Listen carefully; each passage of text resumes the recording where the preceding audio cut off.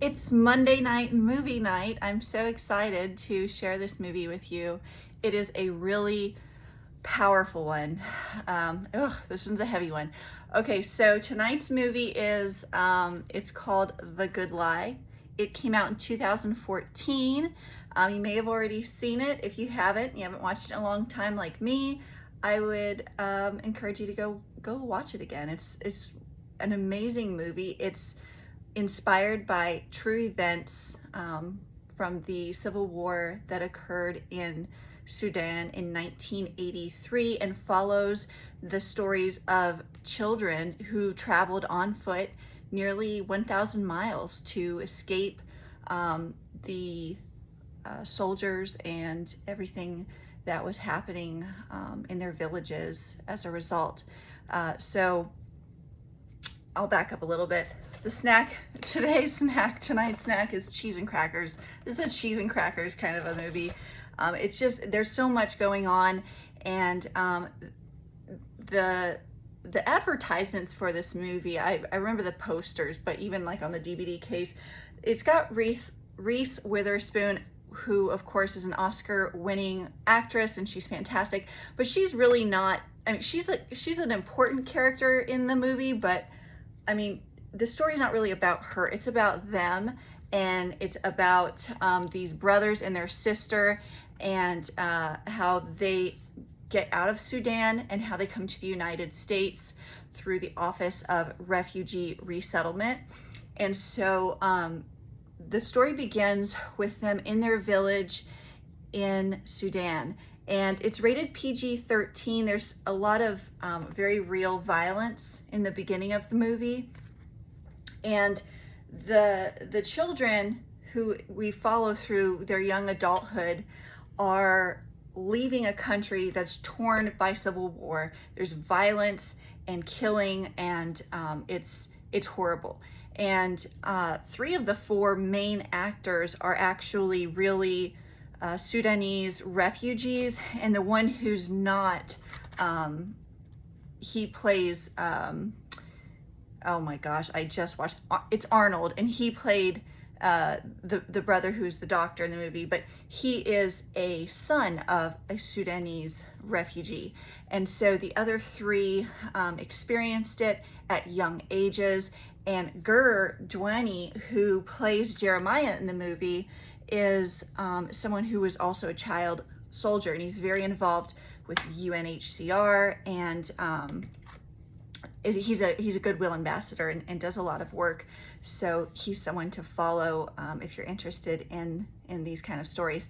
But I want to go through some of the things that come out, and there's so much to really unpack in this, but there's a few items that sort of stuck out to me as an immigration attorney and immigrants that I assist on a daily basis that I think it's important to talk about.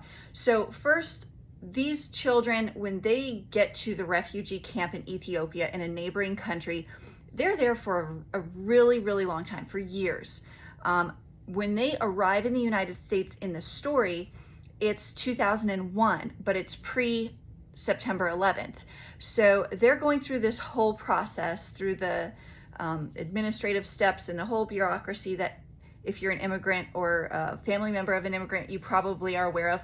There's a lot of different steps. There's a lot of different paperwork. There's so much to go through, and it's this whole big, long process. And so you see some of that when they get to the United States. But because this was pre-9/11, the Department of Homeland Security did not exist yet. It was INS, the Immigration National Service. Oh, I meant to look that up before I made this video.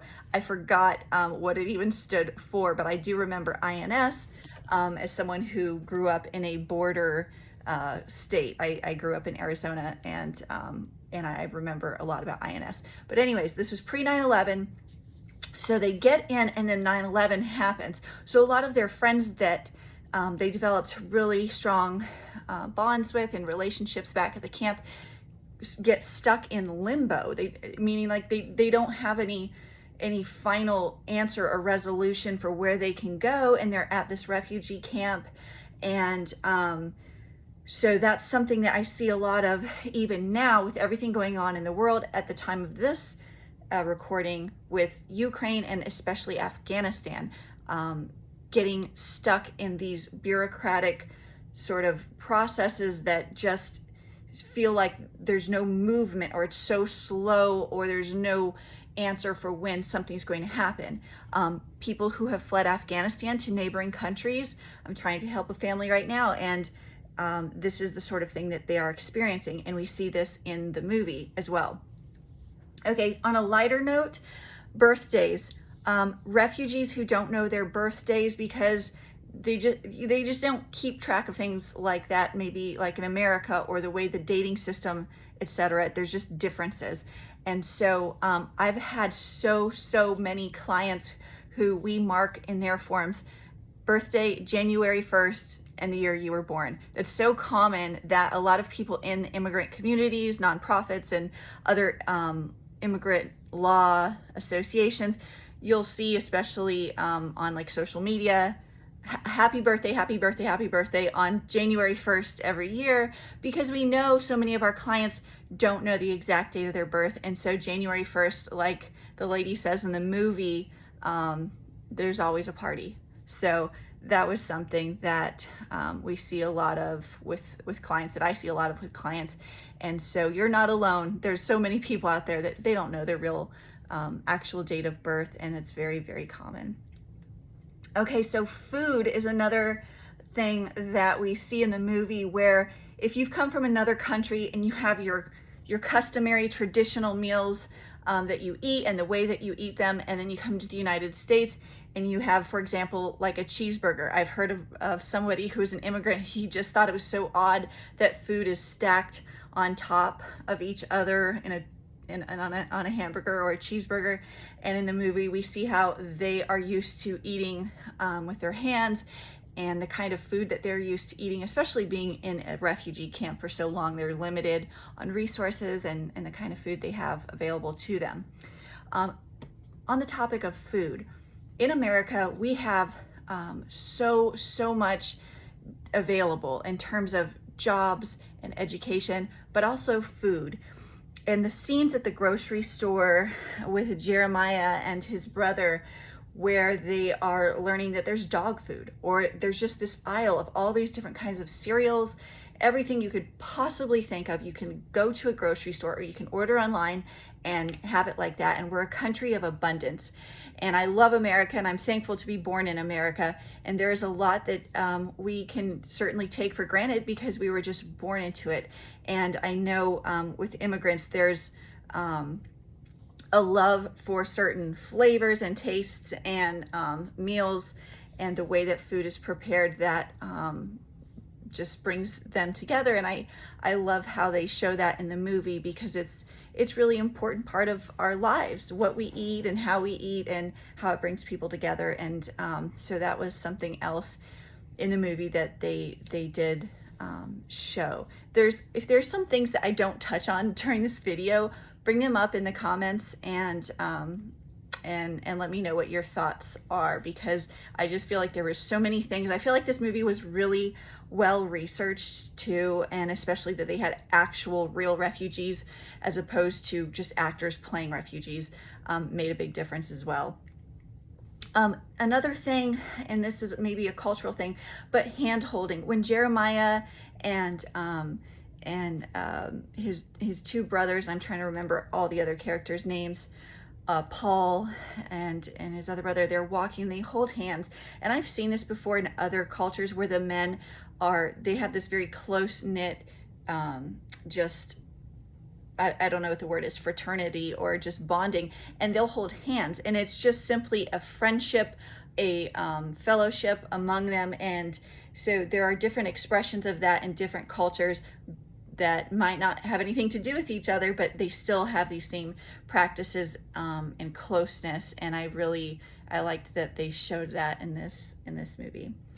And then the last thing I wanted to just talk about is how slow the processes are. If you're an immigrant and you're waiting on something whether it's a petition to be granted or an application or a work permit, you are not alone. It is a slow process. We see this in the movie, how they are waiting at this camp to see if their names are up there on that board and whether they can come to the United States. And they're so excited and they're so happy to finally be able to come to the United States. And I'm so happy to see when my clients get that success where they're going to take their oath because they've been granted US citizenship, or they've been granted asylum, or they got that work permit in the mail finally. It makes a world of difference. It's life-changing. And so if you're getting frustrated with the system, which we see in this movie as well, and Reese Witherspoon's character steps up and like gets in the face of an immigration official, which, by the way, that doesn't happen in real life. That will not get me anywhere if I do that for my clients. But it's a slow process. It really is frustrating.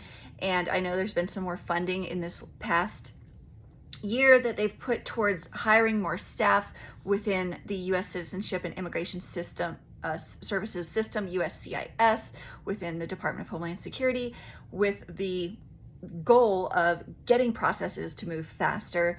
And that's maybe going to happen, maybe not. There's a 1-800 number you can call if you're trying to check on something, and there's also the website. I prefer the website because if you get on the phone, you're going to wait a long time, and a lot of times it doesn't take you anywhere more than what you could find out online. The good thing is they've updated the website to where you can enter the date of your receipt notice, for example. That wasn't an option before. So they've made a lot of improvements in this movie because of the time frame when the Sudanese, also known as the Lost Boys, are going through the whole process.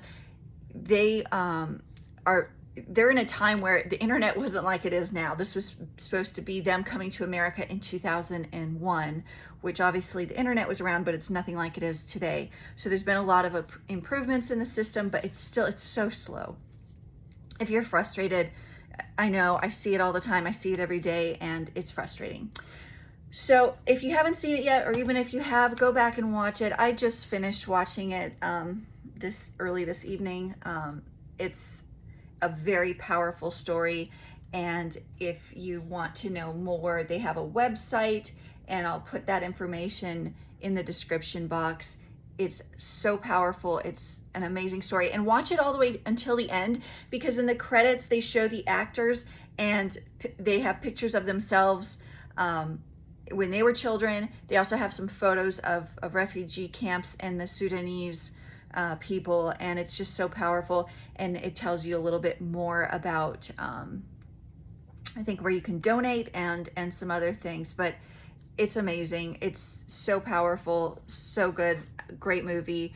And I didn't know this either, but Ron Howard actually was one of the producers in my first Monday night movie night. He was the director of that movie. So he was involved in this too. I did not know that, even though I've seen this several times.